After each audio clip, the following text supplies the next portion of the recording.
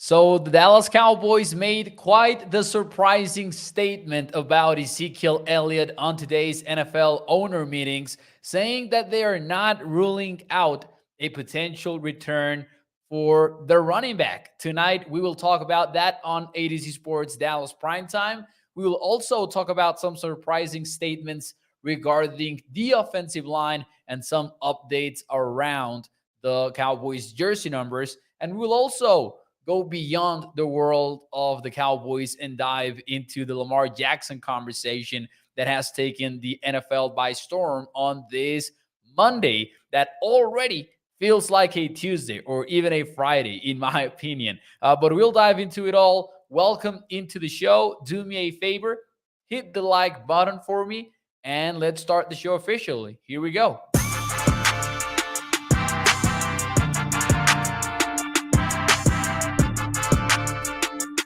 What is up, everybody, and welcome into A to Z Sports Dallas Primetime.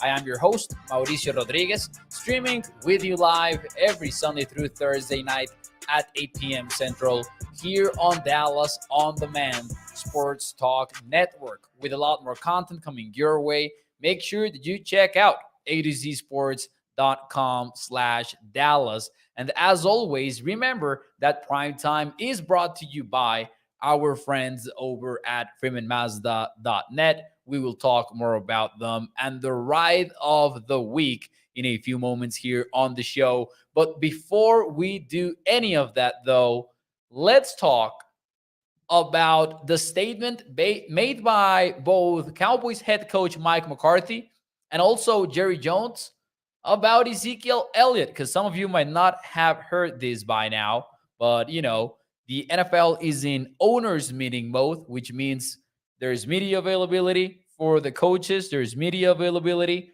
for owners slash general managers in the case of Jerry Jones. But they had some interesting stuff to say about Zeke. And this is via NFL.com. What Mike McCarthy said, and I'm going to start with the bottom picture that you can see right now on screen. He says, no one felt good about that, talking about the Ezekiel Elliott release. I mean, Zeke has such a bright light to him, too. He's a great teammate. There's so much love for him in the building. But you get to these spots, the longer you're in this league, these are tough decisions. Very difficult decisions. Very difficult for Dak. And I've had a number of conversations with Dak, but it's not easy. And then he was asked, well, is the door closed, though? Because it doesn't seem, at first at least, that Elliott is finding the market that he was seeking out there in the NFL market, in the punishing running back market. And to that, Mike McCarthy had this to say: I think that you always keep the door open. Absolutely. Now, this fits quite well into what Jerry Jones also said this Monday. He was asked about Zeke, obviously, and Jerry Jones said via Clarence Hill that the Cowboys did not offer him a contract adjustment for cap reasons, before releasing him for cap reasons, excuse me.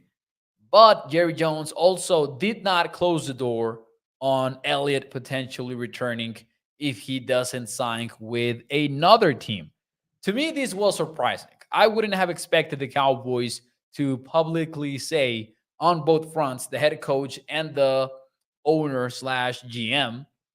We know that maybe Stephen Jones and Will McClay are the de facto GMs, but let's call him by the official title for now. I did not expect them to be very public about it and say that they would be open to Ezekiel Elliott returning to the team.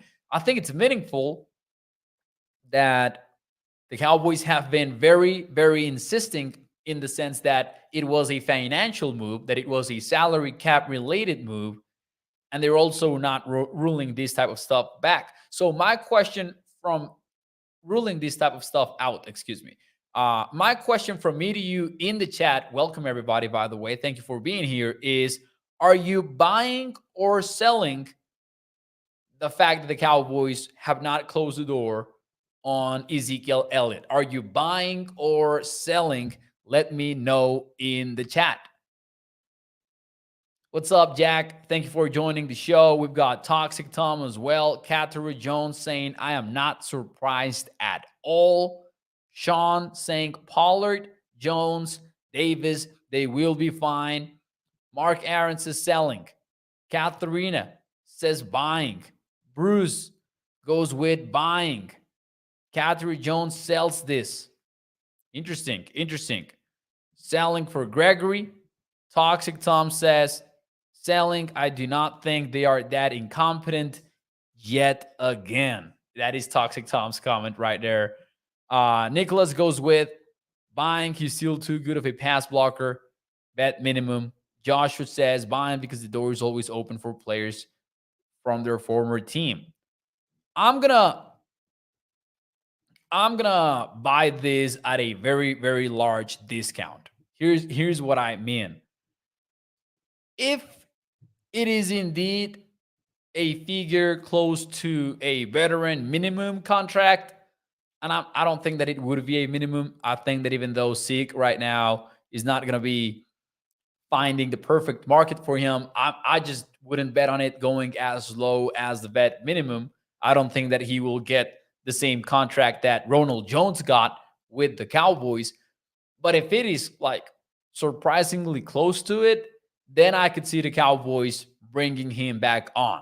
But if it's a, I don't know, like $4 million contract for 3 years or something, I mean, per year, I could see, I couldn't see the Cowboys making these happen.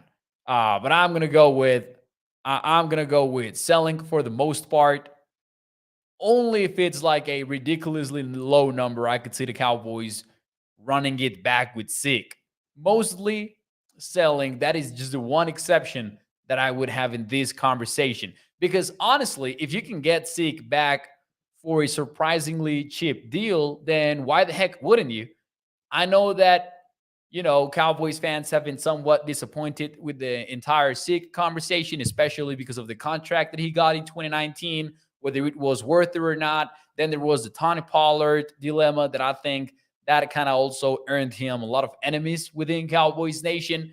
But if we're looking at it objectively, he's a running back that would be worth that type of deal. As somebody already mentioned, he is a very good pass protector. I think that he's also a guy that you can trust in power situations. So I don't look at Zeke as a bad running back at all. If it's a low contract to me, the door should be open for him. But I don't think that Zeke is going to sign for a contract so low that the Cowboys would be in it. So I'm going to sell this for the most part. Let's see what you guys have to say in the chat. Mo, have you ever? I'm not going to read that comment, Toxic Tom. I have not. I have not. Very fortunately. Okay, I'm going to read it, actually. I don't know why I said I wouldn't. He says, have you ever broken up with an ex and then got back together again? I personally have not. I know a ton of people who have, though. But all kidding aside, though, it wouldn't be an extraordinary occurrence if this happened. Many players have been cut from their teams and then failed to find the contract they were hoping for, only to return on a significantly cheaper deal. This wouldn't be anything crazy in the world of the NFL. It wouldn't be that crazy. Once more, I'm selling, but I think it wouldn't be out of the ordinary for NFL standards. Still, I do think that it is relevant that the Cowboys are out there being public about being open to getting back together with Zeke. And I do think, I just want to say this for people to maybe have a little bit of peace of mind. If this happens, let's get hypothetical here. And let's say that the Cowboys signed Ezekiel Elliott to a very cheap deal. At least for 2023, when Tony Pollard is already locked into his contract. He already signed the franchise tag. I don't think that we would see the same dilemma that we saw last year about a 50-50 split. I think that this would be Pollard's team at running back with Zeke essentially being the number 2 guy. Because suddenly you're not in the same situation about, oh, I need to give Zeke the carries that his contract dictates, right? We're paying him this much money. Let's have him be the starter. Even though that is a flawed process, it was a process that the Cowboys followed in 2022. I think this time things would be different in this hypothetical scenario because now Pollard has the upper hand in the contract as well. So if you are out there like absolutely hating the fact that the Cowboys could get back together with Zeke just because you want Pollard to be the feature back, then I think you have nothing to be worried about. I don't think that things will change in that sense. I think that Pollard would be running back 1 for the team. Now, this is a good comment from Toxic, though. He says, Mo, with this draft class, you cannot tell me, I think he meant, you would get better and also cheaper with Zeke back. Well, here's the thing. I'm not saying necessarily better because there are a lot of running backs in this NFL draft. But say that I don't want to use a day 1 or day 2 pick at running back. And as I said earlier, if it is a deal that is very close to a veteran minimum, then I would just be switching him for Ronald Jones. I wouldn't be looking at it as, I'm not going to draft anybody and he's going to replace the possibility of drafting somebody late in the draft. I would just look at it as a replacement for Ronald Jones. I am not excited about Ronald Jones. I am not excited at all. That's why I think that if it is a higher deal, then I'm selling it completely. I don't think that the Cowboys would run it back with Zeke. I just don't see it happening in that sense. Shout out to everybody who's joining the show, by the way. Do me a favor and hit the like button. If you like this show, hit the thumbs up because it helps us put this show in front of more and more Cowboys fans. So go ahead and do that for me. Now, we need to move on here on the show and move on to, we're going to stay with the offensive side of things. There was a very interesting report as well about something that Jerry Jones said, and this relates to the offensive line. This relates to the offensive line. So far, we've been running some projections about what the Cowboys' offensive line could look like. And one of my big theories, at least last week when we had the depth chart breakdown, the way I looked at things was give me Tyron at left tackle, give me Tyler Smith at left guard, Viotish at center, then give me Zach Martin at right guard, with Terrence Steele at right tackle. That was my lineup in the depth chart breakdown. And I said, you know what? The Cowboys want Tyler to be a tackle. That's okay, but you might have to draft the guard beforehand and then you make the move. That was my logic when we were breaking down the Cowboys depth chart. But Jerry Jones had a very interesting comment today, and I didn't load up a graphic about this, but I will read it as is. This is from Clarence Hill as well, who you can check out in the Star Telegram. But he tweeted out, Jerry Jones said that the Cowboys are not considering moving Terrence Steele to left guard. Apparently, this was a conversation among some people, but now we know that he's not being moved to left guard. So far, pretty unsurprising tweet. But here we go. He says Steele is too valuable as a swing tackle tandem behind starters Tyler Smith and Tyron Smith. Tyler and Tyron Smith at tackle. Ooh-wee. What? I don't know if this was like a weirdly worded tweet, but from what I understand out of it, Jerry Jones essentially said Terrence Steele is your swing tackle because Tyler and Tyron are starting on the outside. That would obviously mean Tyler on the left side, Tyron on the right side, like he ended the season last year when he came back from injury. Boom! I was not expecting that. I think it's actually been. I think we have not made a lot of noise on social media out of that tweet. I think it's mainly because Clarence Hill apparently is the only one that tweeted about it. What do you make out of the decision? Do you like or dislike the idea of having Tyron and Tyler play as the starting tackles? Here's how I would break it down. The positive side of it is that you basically get your best group of five. I'm fine with that. Although I don't know if not having Terrence Steele in there, now that I think about it, I'm processing it as we speak. I dislike it. Let me toss that out there right now. I dislike the idea, but let me know in the chat what you have to say. And now that I'm thinking about it, here's why I dislike it.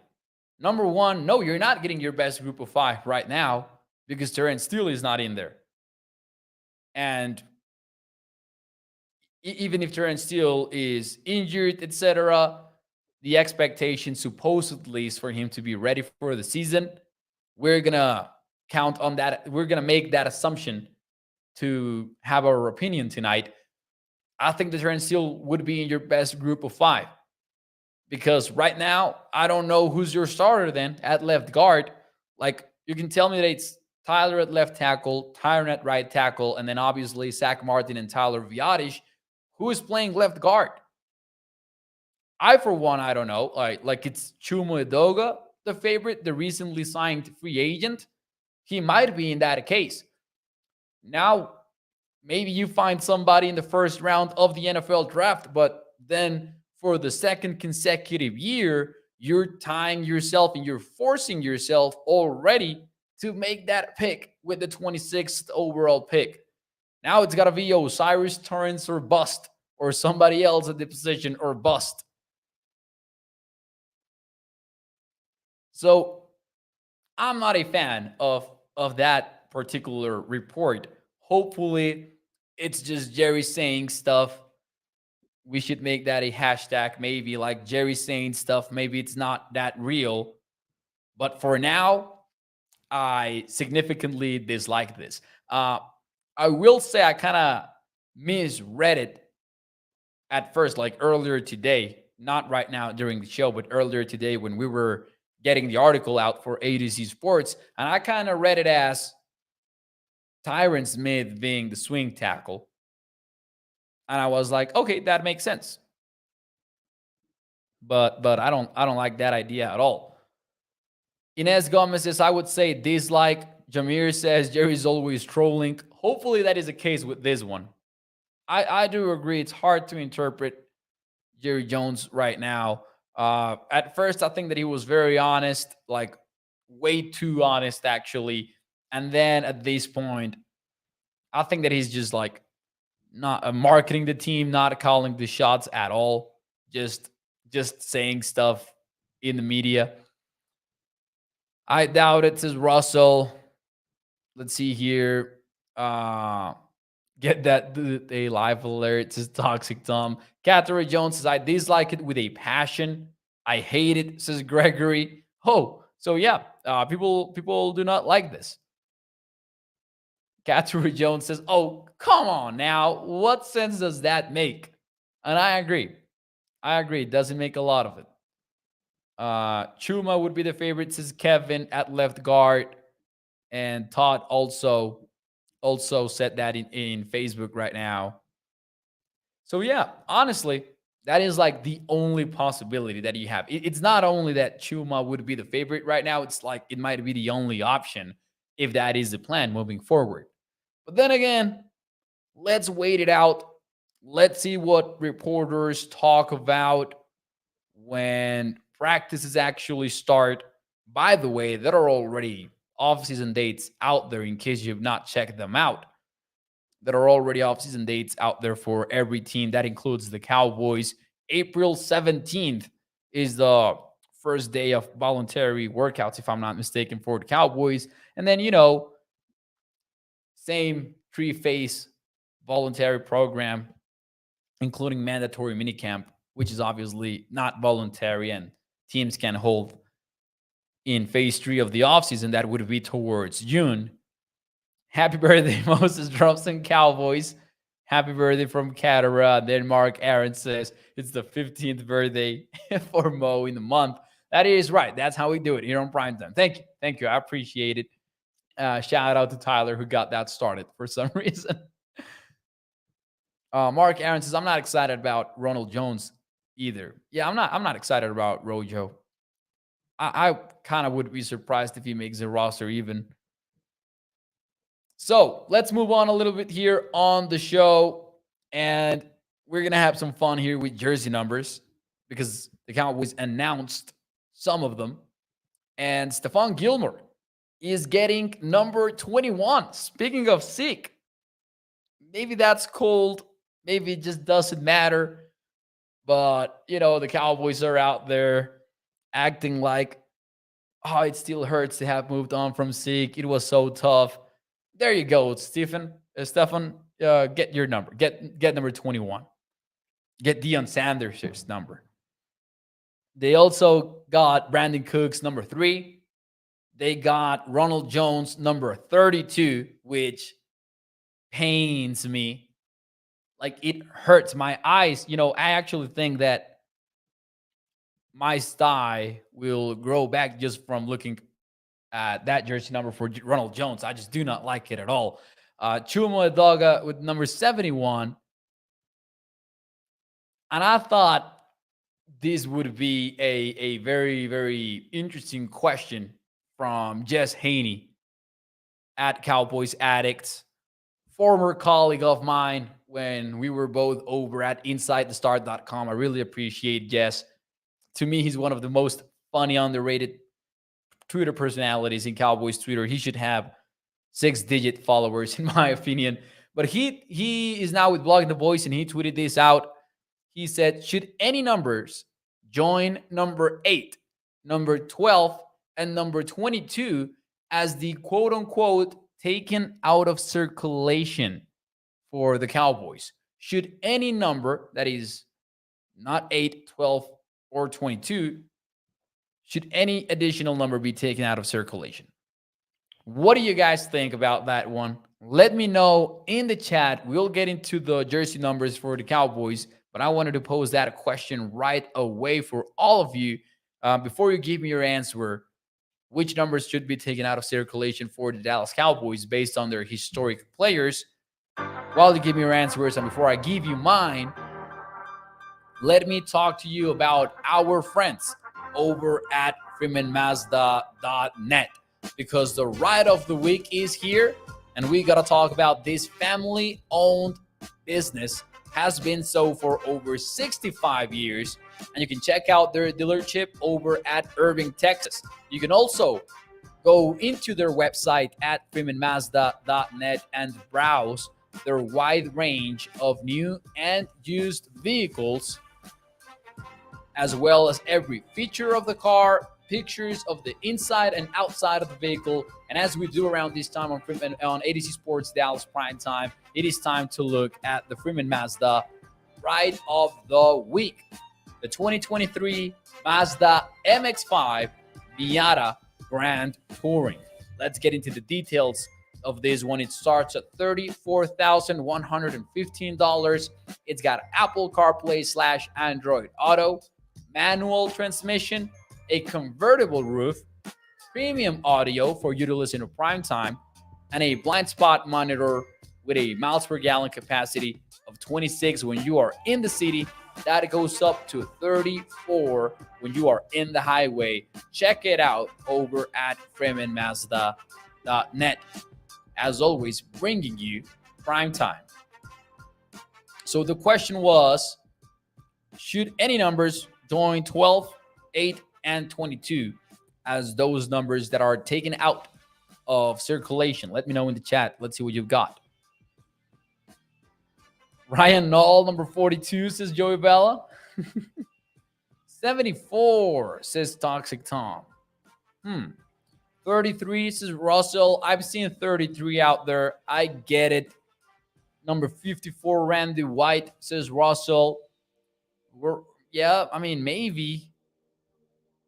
33 and 54, I think, are valid answers. 22 says Cather, and Gregory also said 22. Yeah, 22 is definitely taken out of consideration here. I think that one is essentially retired for the Cowboys. Ryan Knoll will always be number 42. There you go. Brett adds 88 and 82 to the conversation. Here's what I think about 88. You're at a point in which I don't know that you can retire it. I think that you're doing your thing with 88. I personally love it, the number 88 tradition. I think you are at a point in which you cannot walk it back. You cannot suddenly retire a number that has belonged to so many players now because you turned it into a special pass the torch kind of thing in which there was Drew Pearson, then it was Michael Irvin, Des Bryant, CD. I think it might be a little bit too late for that one. 82, though, like if you're going to put one up for consideration, to me, I would put 82 in there. That being said, I think no other number should be taken out of circulation other than those three, which would be 8, 12, and 22. Those are the three numbers that I personally would get rid of. I would also consider number 74. Toxic Tom mentioned it. I mean, that's Mr. Cowboy. You got to consider it at the very least. Let's see if I'm missing any number that you guys mentioned on tonight's show. 54. Wait, what number? So I know that, Randy White was number 54. What I'm wondering here, let me double check this before I look dumb, but didn't Chuck Howley wear number 54? Because I kind of think, and I might be wrong about this, but I kind of think that you got to retire those numbers that were that belong to the one player, right? Troy Aikman was number 8, and that's it. Like it was Troy Aikman. Emmitt Smith is number 22. That's it. Same for number 12 and Roger Staubach. But when you have two sort of legendary players like Randy White and Chuck Howley, or as I said, the 88s, maybe it's not worth it to retire the number anymore, if that makes sense. Not to mention Jalen Smith, who also wore number 54 and was, legendary with it. I'm kidding. You could go with number 72, Ed Too Tall Jones.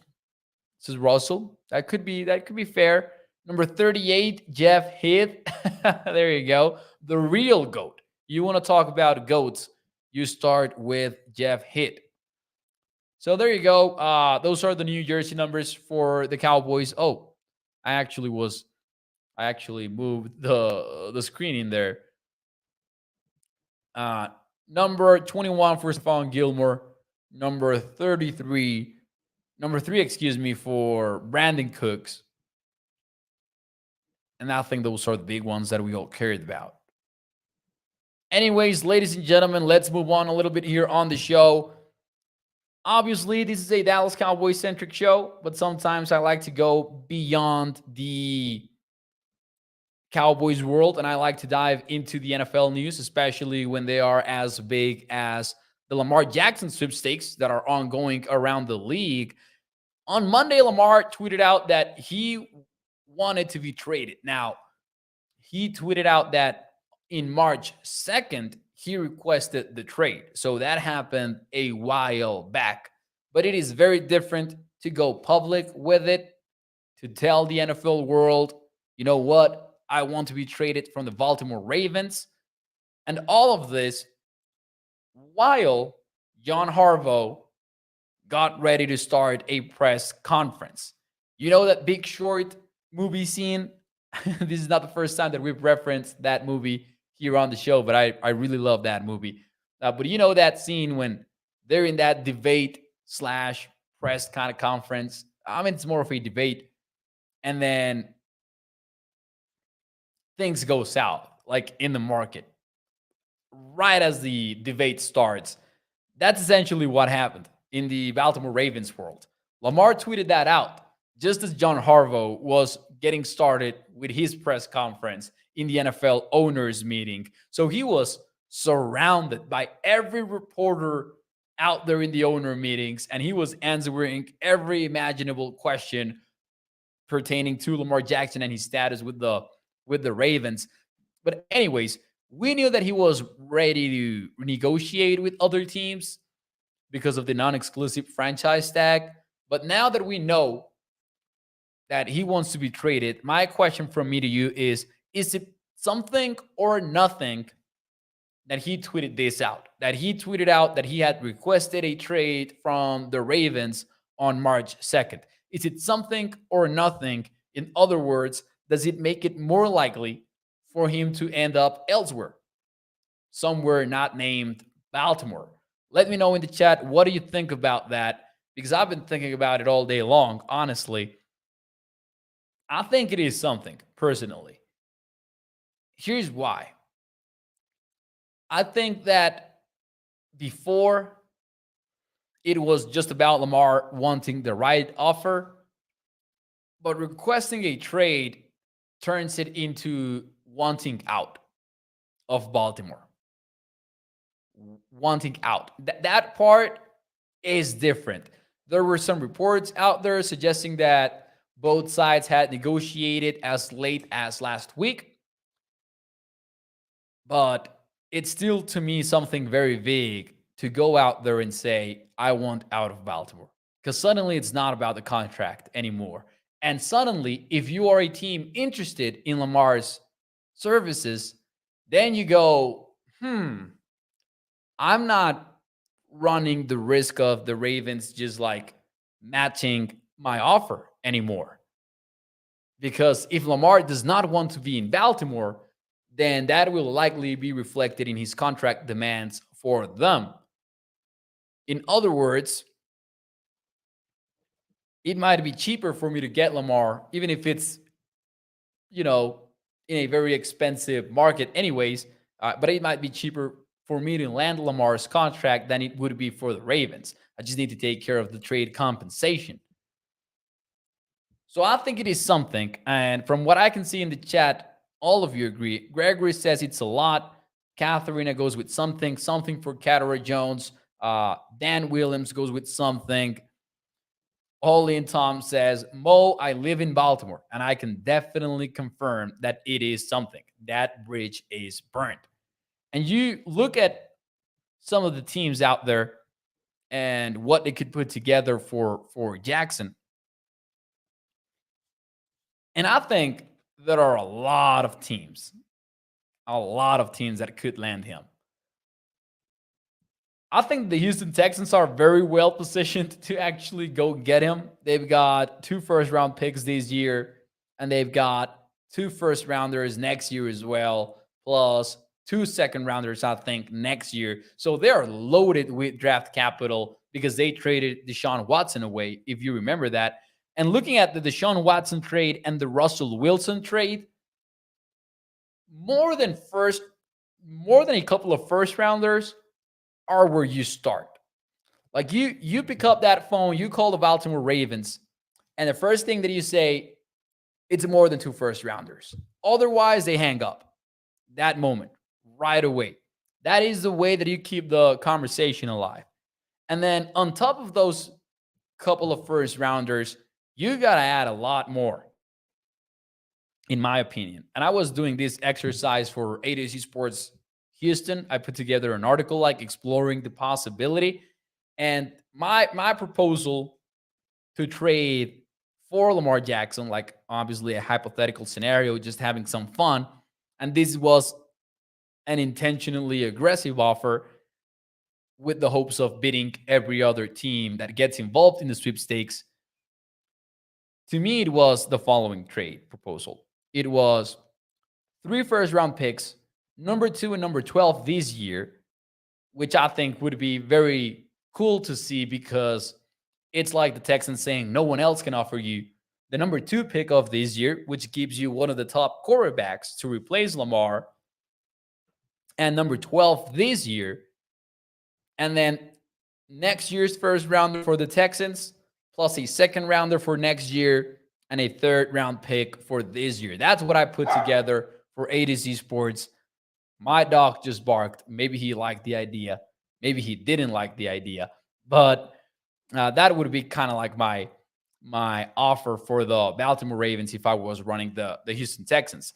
I think teams that should get involved are like way more than we would even think at first, because that's Lamar Jackson and he's available. The Colts make a lot of sense for me. Somebody mentioned Washington in the chat. Like, why not? Drums and Cowboys says the Jets are also positioned to get Jackson. I think that Aaron Rodgers is a Jet. I mean, I know that people are talking about who's got leverage, who doesn't got leverage, but I think that's like a 99% done deal. They know who they're targeting. They've known all along. They've made their free agent signings based on that. I think it's just a countdown. We're waiting for it to happen. So I don't think that the Jets are in it, to be honest with you. I think that the Jets are Aaron Rodgers or bust. And I think they're going to get him. They just need to figure out what the trade compensation is. Shout out to my dog who is out there suffering. Don't forget Jalen Smith, word number 54 says Mark Aaron. Yep. Toxic Tom says, Mo, can you think of any other time that a league MVP had this much drama around a contract extension, especially after a rookie deal? No, sir, I cannot. But can you remember any other time that a quarterback with over 20 civil lawsuits got exactly that, a guaranteed contract from a team like a year ago? A year ago, this happened. Lamar isn't helped by the fact that Russell didn't seek a similar contract, for example, with the Broncos, etc. But also, it's not like Lamar is making this entire thing up. It's not like he's saying, oh, give me shares of the team.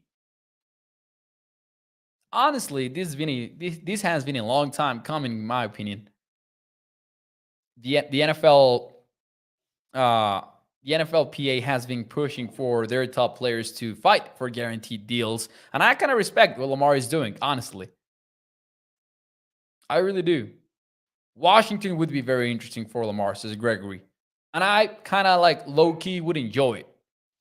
Just because, who wouldn't like to see Dak Prescott versus Lamar Jackson twice a year? I would. I know that I would.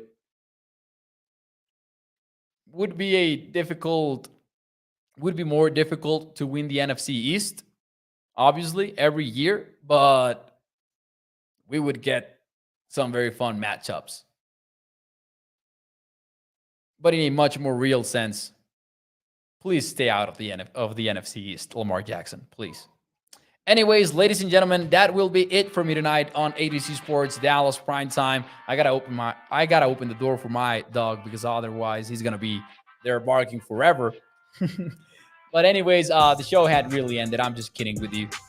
Do me a favor and hit the like button. Share the stream. I am live every Sunday through Thursday night at 8 p.m. Central here on ADZ Sports Dallas. We're going to talk about some more fun stuff tomorrow night. Had a great show, in my opinion. We had a fun time. Thank you for tuning in. Do me a favor and check out adcsports.com as well. And check out the Freeman Mazda Ride of the Week over at freemanmazda.net. Nos vemos el día de mañana. Muchas gracias. Bye bye.